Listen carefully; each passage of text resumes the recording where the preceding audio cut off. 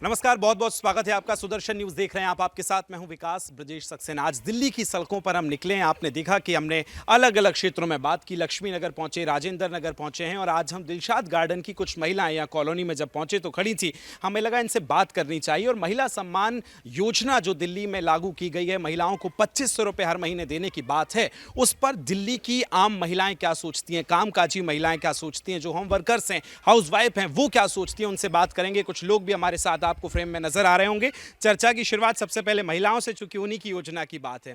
नमस्ते, क्या नाम हुआ आपका? मैं मीनू कौशिक। मीनू जी, ये बताइए, कल से आपके लिए बड़ी योजना भारतीय जनता पार्टी की सरकार रेखा गुप्ता जी की तरफ से दी गई है। क्या सोचती हैं आप, किसको मिलनी चाहिए और आपको मिलती है क्या? मैं महिला दिवस पे जो सरकार ने ये योजना प्रारंभ की है, ये सरकार ने बहुत ही सराहनीय कदम है सरकार का। क्योंकि दिल्ली में कुछ परिवार में महिलाएं ऐसी हैं जिनकी प्राथमिक आवश्यकताएं भी पूरी नहीं हो पाती। तो कुछ इस धनराशि के जरिए वो अपना आवश्यकताएं अच्छे से पूरा कर पाएंगी। लेकिन बस मेरी सरकार से इतना आग्रह है कि इस योजना का लाभ उन्हीं परिवारों को मिलना चाहिए जो सच में इसकी हकदार हैं। बांग्लादेशी, घुसपैठी, इन लोगों को इससे दूर रखना चाहिए। मतलब कि लाभ उन्हीं लोगों पे पहुंचे जो इसके आवश्यक, जिनको उनकी आवश्यकता है। आपने कहा बांग्लादेशी घुसपैठिए, क्या आप मानती हैं दिल्ली में बहुत बड़ी संख्या में घुसपैठिए रह रहे हैं? हाँ जी, बहुत संख्या में यहाँ पे घुसपैठी हैं जो अवैध तरीके से दिल्ली में कब्जा किए बैठे हैं। और जितना भी अपना आर्थिक सहायता जो होती है ना, सबसे पहले इन्हीं के पहुँचती है। और हम ये सब सारी बहनें ये चाहते हैं कि जो सुरक्षा की दृष्टि से हमारे साथ जो होता है वो भी गलत होता है। और जो अब सम्मान योजना के लिए पैसा निधि दी जा रही है, उसको भी थोड़ा क्रिएट एरिया में रखा जाए, क्योंकि ये पैसा केवल दिल्ली सरकार का है। सुरक्षा आपने कहा, तो आपको लगता है कि जो बड़े घुसपैठिए रह रहे हैं वो अपराध को भी बढ़ा रहे हैं? हाँ जी, वो निश्चित रूप से अपराध को बहुत ज़्यादा तरीके से बढ़ावा दे रहे हैं। जैसे कि एक कबाड़ी के रूप में आ जाते हैं हमारे यहाँ पे। वो एक मौका देख के ना हमारे यहाँ पे हमारे बहन बेटियों को कैप्चर कर लेते हैं। लव जिहाद का, लैंड जिहाद का, हर तरीके से खाने में थूक। किस पे विश्वास किया जाए? किसी पे विश्वास कर कि अब हम हिंदू में आज व्रत है, कभी तीज त्योहार है, अब उसमें वो कभी थूक डालते हैं, कभी पेशाब, कभी मलमूत्र, कभी कुछ। ये चीज़ बहुत गलत होती है। अब इस चीज़ पे अगर ध्यान दिया जाए तो हम अपने आप को सुरक्षित मानेंगे कि हम दिल्ली की सड़कों पे हम बहन बेटी सुरक्षित हैं। ऐसे लोगों को चिन्हित करने की बहुत ज़रूरत है जो आप लोगों के हक खा रहे हैं। आप सब दिल्ली की महिलाएं हैं, आपको लगता है ऐसे लोग आपके हक खाते हैं? जी बिल्कुल, क्योंकि मैं देख रही हूँ कि मोस्टली क्या होता है कि जो हमारी भारतीय महिलाएं हैं उनको वो फैसिलिटीज़ नहीं मिल पाती हैं जो उनको जिसकी वो एक्चुअल उनको मिलनी चाहिए, हकदार हैं। तो ये जो 2500 रुपये मिलने वाले हैं, कितनी ज़रूरत है इसकी एक आम भारतीय और दिल्ली की महिला को? उसकी बहुत ज़रूरत है, क्योंकि उसके जो किराए पे रहते हैं और जिनके छोटे छोटे बच्चे जो नहीं मतलब इसको अफोर्ड कर सकते, तो उसके लिए 250 रुपये उनके लिए बहुत मायने रखता है। उनकी आर्थिक स्थिति में सुधार होगा हाँ इससे? जी, होगा। अच्छा, और आप क्या मानती हैं? जैसे दीदी ने कहा कि बहुत बड़ी संख्या में ऐसे लोग रह रहे हैं जो भारत माता की जय तक नहीं बोलते हैं, लेकिन सरकार की और आप लोगों के टैक्स के जो पैसे हैं उससे जो योजनाएं चला रहे हैं उसमें सबसे आगे खड़े होते हैं। क्या मानती हैं आप इस बात को? यस, ये तो होता ही है कि भाई ये ज़्यादातर ये कबाड़ी वाले ये सब बांग्लादेशी तो हैं, कूड़े वाले और ये सब। तो हमें क्या पता चलेगा इसमें कौन है कौन नहीं? पहले तो ये पता करना चाहिए कि कौन वाकई ही गरीब है और कौन हिंदू है जिसको ये सब मिलना चाहिए। बेचारी काम वालियाँ आती हैं, हमारे छोटे छोटे बच्चे होते हैं उनके, तो बेचारी कहाँ इतना कमा पाती है? कोई 250 रुपये, कोई कुछ, तो उससे उनका फ़ायदा होगा, इसलिए मिलना चाहिए।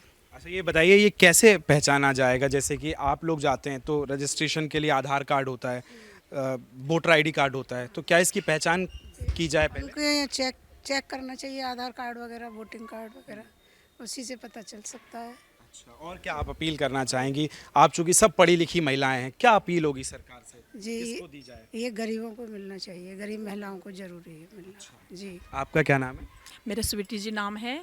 सबसे पहले मैं आपके चैनल से सभी महिलाओं को बहुत बहुत बधाई देती हूँ कि अभी हमने कल ही महिला दिवस मनाया। और आपको बहुत बहुत शुभकामनाएं। मोदी जी के नेतृत्व में जो हमारा देश बहुत ही आगे बढ़ रहा है और जो नई नई योजनाएं, अब हम कई सालों से इन योजनाओं में हम भी जुड़े हैं। हम भी अभी लाभार्थियों के साथ काम कर रही है। कभी महिला आंगनवाड़ी में हमने काम किया, स्वास्थ्य केंद्रों में हमने काम किया। तो इसको लेके बहुत ही हम बड़े एक उत्साह हम लोगों में है कि कल भी हम सुबह से शाम तक हर अनेकों कार्यक्रमों में रहे। तो ये हम लोगों के लिए बहुत ही भाग्यशाली का मतलब कि देश है जहाँ हम बिल्कुल अच्छे एक ये नेतृत्व। बताइए, लोग अब ये कह रहे हैं कि जो 2500 रुपए की योजना है ये सिर्फ वोट बैंक के लिए थी, चुनाव साधने के लिए, या सही में महिलाओं को सशक्त बनाने के लिए? जो 2500 का है तो अब देखो सबका अपना अपना कहना है, एक महिला के नाते क्या सोचते मगर ये चीज़ हाँ पहले तो देखो कई अपने अपनी जो राजनीति के वो तो वोट बैंक के हिसाब से मानते हैं, बट अब इसको वोट बैंक ना मान के हमें इस तरह से करना चाहिए कि जिनको भी नीड है तो उन पे एक पैसा जाना चाहिए। तो हम अपनी महिलाओं को बहुत ही सशक्त करना चाहते हैं तो और हमारा देश आगे बढ़े, राष्ट्रगुरु बने, विश्वगुरु बने। भारत माता की जय। तो देखिए, अलग अलग महिलाओं की प्रतिक्रिया है, लेकिन पुरुषों से भी हम पूछेंगे कि वो क्या चाहते हैं, अलग अलग सेक्टर में जो काम करने वाले लोग हैं। नमस्कार जी, क्या नाम है आपका? मेरा विशाल कौशिक नाम है। विशाल जी, आप बताइए कि महिलाओं के लिए एक जो योजना कल से शुरू हुई है, क्या चाहते हैं, आपकी तरफ से क्या सुझाव रहेगा? देखिए, मोदी जी के नेतृत्व में रेखा गुप्ता जी सीएम बनी हैं और उनके नेतृत्व में जो भी अभी निर्णय लिए जा रहे हैं वो दिल्ली की जनता के हित में लिए जा रहे हैं। और जो 2500 रुपये जिसके लिए आतिशी जी ने भी बहुत ज़्यादा क्रिटिसाइज़ किया कि इतने दिन हो गए अभी तक रेखा गुप्ता जी ने कोई अनाउंसमेंट नहीं किया है, कोई निर्णय नहीं लिया है, तो ये सब राजनीति इन लोगों को करना आता है, बस और कुछ नहीं आता है। इन्होंने हमेशा से, केजरीवाल की सरकार ने भी यही किया कि हम ये कर देंगे, वो कर देंगे, दिया किसी को कुछ नहीं आज तक, ना किसी बहन को, किसी माता को, किसी को कुछ नहीं मिला है। पंजाब में भी 1100 अनाउंस। हाँ, तो वो तो इनकी अपनी एक कल्चर इन्होंने बना लिया है कि झूठ बोलना है, राजनीति करना है, डिवाइड एंड रूल का। क्या इसीलिए आप लोगों ने दिल्ली में सरकार बदल दी है? बिल्कुल, जनता की मांग है, आज की ज़रूरत है, बीजेपी की सरकार की सख्त ज़रूरत थी, जिसके लिए मोदी जी के नेतृत्व में रेखा गुप्ता जी सीएम बन के काम कर रही हैं। और उन्होंने जो 2500 रुपये देने का फैसला लिया है, बहुत ही मैं उसको सकारात्मक रूप में लेता हूँ, जिससे जो गरीब महिलाएं बिलो पॉवर्टी लाइन में काम कर रही हैं, रह रही हैं, जिनको अनाज और अपने जो डेली नीड की ज़रूरत हैं उनको भी वो पूरा नहीं कर पा रही, तो उससे एटलीस्ट उनके परिवार को समर्थन काफ़ी। आपका क्या नाम है? मेरा नाम सुशील सक्सेना, मैं पेशे से इंजीनियर हूँ। सुशील जी, ये बताइए, पूरे दिल्ली के चुनाव में एक बड़ा मुद्दा रहा घुसपैठियों का, बांग्लादेशी रोहिंग्याओं का, घुसपैठियों का, जो दिल्ली में रह रहे हैं उनसे अपराध बढ़ रहा है, जो आप लोगों के रिसोर्सेज हैं उसका हनन कर रहे हैं। तो क्या आपको वाकई लगता है ऐसे लोगों को इन योजनाओं से दूर रखना चाहिए? इनको योजनाओं से दूर ही नहीं, एकदम इनको देश से भी दूर रखना चाहिए। दिल्ली से भी दूर क्या, देश से भी दूर रखना चाहिए, क्योंकि ये हमारे जितने भी हमारे संसाधन हैं, हमारे बच्चों के आने वाले संसाधन को सबको ये ख़त्म कर रहे हैं। हर जगह अपना जो बैठ करके ये अपना राज कर रहे हैं। और जो भी हम लोग को जो सुविधा मिलनी चाहिए वो हम लोग को पूरी सुविधाएं नहीं मिल पा रही हैं। हमारे टैक्स का पैसा है जो कि हमको मिलना चाहिए और वो हमारे पास है, हमारे देश के पास ना जा करके बाहर के लोगों को जा मिल रहा है। और एक बात बताइए कि कुछ लोग ऐसे भी हैं जिनकी 4-4 बीबियां हैं, जो भारत माता की जय नहीं बोलते हैं, जो राष्ट्रवादी तमाम चीज़ों से दूर रहते हैं, क्या ऐसे लोगों को भी वंचित रखना चाहिए? देखिए, जिनका 4 बीबियां हैं, ये उनके मजहब में मेरे हिसाब से ऐसा है कि वो अपने मजहब का ढोंग करके वो इस तरीके का आडंबर फैलाते हैं। पर वो अगर अपनी तनख्वाह के दम पे पाले तो वो एक को नहीं पाल पाते हैं, क्योंकि वो 10 बच्चे पैदा करके चलते हैं। तो मेरे हिसाब से तो 4 बीवियों को तो नहीं मिलना चाहिए, एक परिवार में एक लेडी को मिलना चाहिए। और आप क्या सोचते हैं इस पर? थोड़ा सा आगे आ जाइए, मैं चाहूँगा। मैं ये चाहता हूँ कि जो भी दिल्ली की महिलाएं हैं, जो ज़रूरतमंद महिलाएं हैं, उनको उनका हक मिले। और बाकी तो 2500 रुपये से महिलाएं सशक्त होंगी? हाँ होंगी जी, जो ज़रूरतमंद है उनको तो मिलना ही चाहिए। बाकी जो इस योजना का मिसयूज करें उनको थोड़ा ध्यान रखना चाहिए, सरकार को भी इस विषय पे ध्यान रखना। आप तो यूथ हैं, युवा हैं, क्या क्राइटेरिया तय होना चाहिए इस तरह की योजनाओं में कि जो यहाँ के टैक्स पेयर हैं उन्हीं को मिले और जो बाहर के लोग हैं या आपराधिक किस्म के लोग हैं उन्हें ना मिले? जी, इसके लिए क्राइटेरिया ये सेट होना चाहिए कि जो फाइनेंशियली साउंड नहीं है महिलाएं, उन्हीं को मिले ये, क्योंकि जो महिलाएं अच्छे सेक्टर्स में काम कर रही हैं या उनको आवश्यकता नहीं है। ये एक सरकार के द्वारा जो महिलाएं अपने ज़रूरत की या जो परिवार अपनी ज़रूरतों को पूरा नहीं कर पाते, जो मजदूरी करते हैं या जो रोज़ कमा के खाते हैं, ये उनके लिए बहुत एक, मैं इसको पूंजी के रूप में मानता हूँ, क्योंकि पूंजी उनकी रहेगी। तो ऐसा भी समय आता है कई बार परिवार में जो कई बार बहुत ऐसी परिस्थितियाँ झेलनी पड़ती हैं, चाहे वो किसी भी रूप में, तो ये उनके लिए बेनिफिशियल उस समय बहुत हो सकती है। एक चीज़ बताइए कि क्या जनसंख्या नियंत्रण कानून भी बहुत ज़रूरी है दिल्ली में? चूँकि एक तरफ हम कह रहे हैं कि 4-4 बीबियाँ, 40 बच्चे, अगर ये अर्थव्यवस्था पे असर डालते हैं? बिल्कुल डालेगा जी, क्यों नहीं डालेगा? क्योंकि जितने भी टैक्स पेयर्स हैं वो मेरे ख्याल से 10% से भी कम ही रहे। जो आप क्राइटेरिया उठा के देखो, 10% से भी कम टैक्स पेयर्स होंगे हमारे इंडिया में, और जो कि इतनी पॉपुलेशन होने के बाद भी सरकार के पास पैसे फंड्स की कमी हमेशा ही रह जाती है। अच्छा ये बताइए कि जैसे हमने घुसपैठियों की तो बात की, लेकिन कुछ लोग तो फर्जी आधार कार्ड बनवा लेते हैं, फिर उसको कैसे चिन्हित किया जाएगा? इसके लिए कुछ हम लोगों को कैसे जो आधार कार्ड वगैरह होते हैं या जो भी आइडेंटिटी होती है, उसके लिए या तो हम कुछ ऐसा वो करें जिससे कि जो गवर्नमेंट ऑफिसेज हैं वो उसको वेरीफाई कर पाएँ, कोई ऐसा वेरिफिकेशन का वो हो। स्थानीय मूल निवासी जैसा कुछ मिले ताकि पता चले कि कब से दिल्ली में। एनआरसी वाला जो है एनआरसी लागू होना चाहिए। आप क्या सोचते हैं एनआरसी? ये जो भी आधार कार्ड या वोटर आईडी कार्ड बने हैं वो जो पिछली सरकारें रही हैं उन्होंने अपनी सुविधा के अनुसार लोगों को आधार कार्ड और वोटर आईडी कार्ड बनवा दिए। वोट बैंक की राजनीति थी ये सभी। अब बीजेपी की सरकार है तो इस पर विशेष तौर पे ध्यान देना चाहिए। और जो भी बांग्लादेशी घुसपैठिए हैं, उनको रोहिंग्या हैं, उनको इस देश से बाहर करना ही पड़ेगा। अब अभी पीछे आपने देखा कि बांग्लादेश में हिंदुओं के साथ कितना अत्याचार हुआ, तो वो यहाँ रहने के लायक नहीं है। उम्मीद है कि करेगी, बीजेपी जरूर इस विषय पे ध्यान देगी। महिलाओं से जानते हैं आपको कितनी उम्मीद है? कई सालों के बाद, लगभग 2 दशक के बाद यहाँ भारतीय जनता पार्टी की सरकार आई है, लेकिन आतिशी वो भी एक महिला है, वो भी सीएम थी। क्या इस तरह की कोई योजनाओं का लाभ पहले मिला? जो कुछ लोग ये कह रहे हैं कि ये केवल वोट बैंक के लिए, मैं इससे सहमत नहीं हूँ, क्योंकि ये वाकई में ही महिलाओं के उत्थान के लिए कार्य है। क्योंकि कुछ महिलाओं की बहुत ही प्राथमिक आवश्यकता होती हैं जो बेचारे नहीं पूरी कर पाती, गरीबी रेखा के नीचे चल रही हैं। तो ये एक सरकार का बहुत ही सराहनीय कदम है, इसमें हम सभी को सहयोग देना चाहिए। क्या आपको लगता है कि अब जनता को खुद सजग होना पड़ेगा और अपने हक के लिए खुद बात उठानी पड़ेगी, सरकार तक भी रखनी पड़ेगी? कितना इत्तेफाक रखती है? देखिए ऐसा है, मुसलमान का बच्चा कभी ना सच्चा, 4 बीवी 40 बच्चा, और हिंदू का बच्चा गधे का बच्चा। सबने मुसलमानों को जो स्कीम दे के जो दिल्ली सरकार ने जो किया है ना, हम लोगों को हिंदुओं को पीछे किया है। ये हिंदू भारत देश है, और भारत देश में अगर हिंदू ही सेफ नहीं है तो फिर भारत देश में हमारा रहने का हम पे कोई ऑप्शन नहीं है ना। उनके पास इतने 56 इस्लामिक देश बनाए हुए उन्होंने, यहीं पे सारे जो प्रपंच रचने होते हैं यहीं रचते हैं। ऐसा क्यों? क्योंकि उनकी एक साजिश है, वो एक साजिश के तहत काम करते हैं कि हिंदू को हमें दबाना है, हिंदू की संख्या कम करनी है। अब वो जब 40 बच्चे पैदा करेंगे, अपने यहाँ पे 4 मेंबर टोटल नहीं है, तो उसके बाद हमारा देश का क्या होगा? ये तो कहते हैं अल्लाह की देन है। अल्लाह की देन है, और हम मतलब जो अल्लाह की देन है पालते अल्लाह है, कमाते क्यों है फिर वो? बाकी जो सऊदियों से जो इनको पैसा आता है ना, इतने सारे जो जिहाद करते हैं ये पैसा, ये हिंदुस्तान से पैसा नहीं आता। अगर ये अपने कमाते हैं ना, ईमानदारी से कमाने पे इन पे तन पे कपड़ा नहीं रहेगा। हमारी सरकार का पैसा, हम लोगों का पैसा, ये हमको ही ख़त्म करने पे इस्तेमाल कर रहे हैं। अगर हम सरकारी स्कीम्स का जो लाभ है अगर वो इनको ना दें तो इससे पूरा ये इकोसिस्टम रुक सकता है। सिस्टम रुक सकता है, क्यों नहीं रुक सकता? मैं खुद अपना 2.5 सलाह दीजिए क्या सरकार? 2.5 लाख रुपए मैं अपना सालाना टैक्स पे करती हूँ। मैं आप डॉक्यूमेंट्स उठा के देख सकते हैं, 2.5 लाख रुपए। और उसमें हमें क्या मिलता है भाई साहब? हम सड़कों पे भी चल रहे हैं तो हमें टैक्स पे करना है, टोल देते हैं हम, उसका टैक्स देना पड़ता है। हम राशन की संख्या में नहीं लेते, हम सरकार से राशन लेते हैं। हम हॉस्पिटलों में चले जाइए, वहाँ पे 10 हिंदू मिलेंगे, वहाँ पे 1 लाख की संख्या में मुसलमान खड़े हैं। क्यों खड़े हैं? और हमारी बहनों को ये ऐसे धक्का दे देते हैं, हमारी बहनों को इनको हम टच नहीं कर सकते, ये हम पे हावी हैं। आज हम अगर 75 की संख्या में है ना, और ये 25 की संख्या में, तब इनका ये हाल है। कितना इत्तेफाक रखती हैं आप? सही कह रही हैं दीदी? वैसे तो वो कह रही है, 100% सही कह रही है। और कैसे बदलेंगे फिर ये हालात? जैसे वो कह रही हैं कि एक तो जनसंख्या नियंत्रण बहुत ज़रूरी है, जो ज़्यादा जिनके बच्चे हैं या जो सरकार की चीज़ों का दोहन करते हैं उनको सरकारी स्कीम्स में रोक देना चाहिए, इससे सिस्टम बेहतर होगा।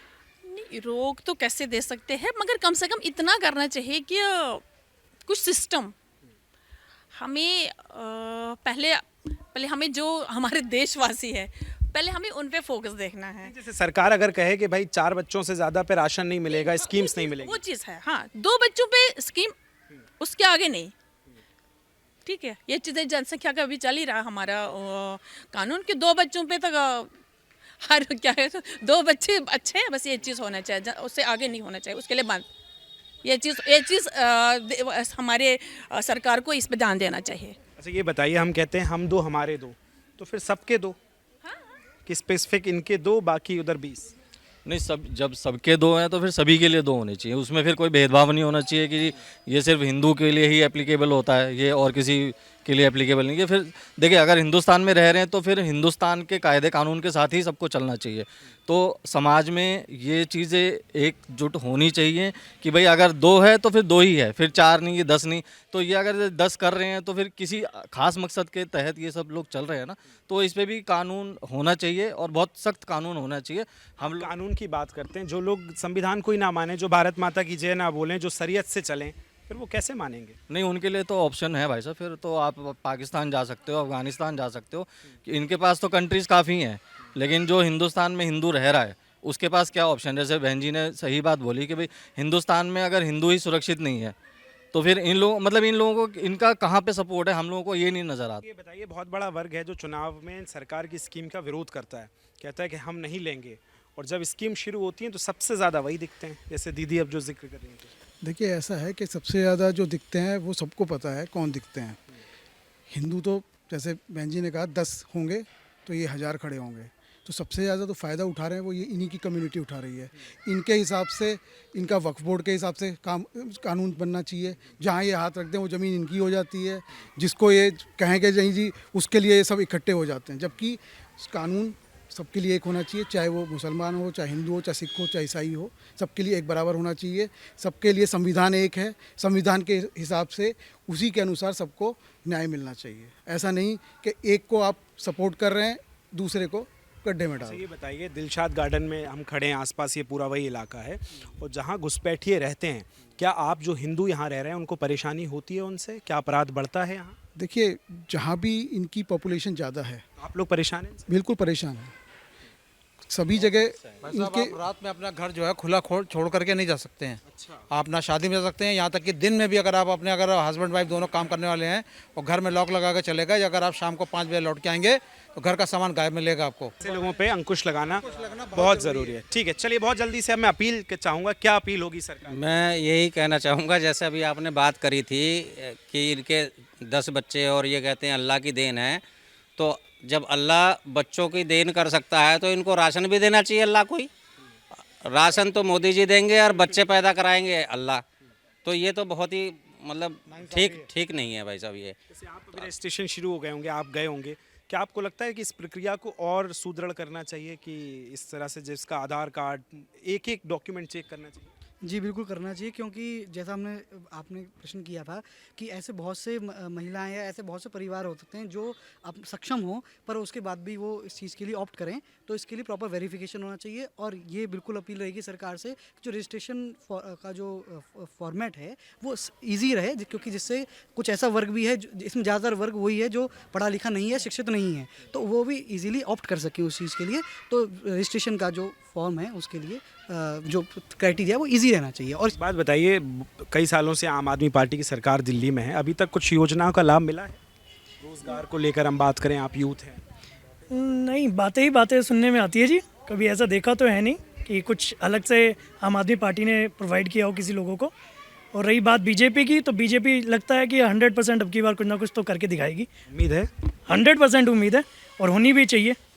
हमारे मोदी साहब हैं, योगी साहब हैं, पूरे हिंदुत्व के लिए भी काम करते हैं और सारी चीज़ों के देश के लिए काम करते हैं। रेखा जी हैं। मैं तो यही कहना चाहूँगा भाई साहब कि बीजेपी अब 27 सालों के बाद सत्ता में आई है, तो हम उम्मीद यही कर रहे हैं कि पूरे 5 साल किसी को क्रिटिसाइज़ ना करके और काम करें। मतलब ये मोदी जी की छवि का भी सवाल है, क्योंकि चुनाव जो है मोदी जी की छवि पर लड़ा गया है ना। लगता है दिल्ली में बहुत काम होने की ज़रूरत है।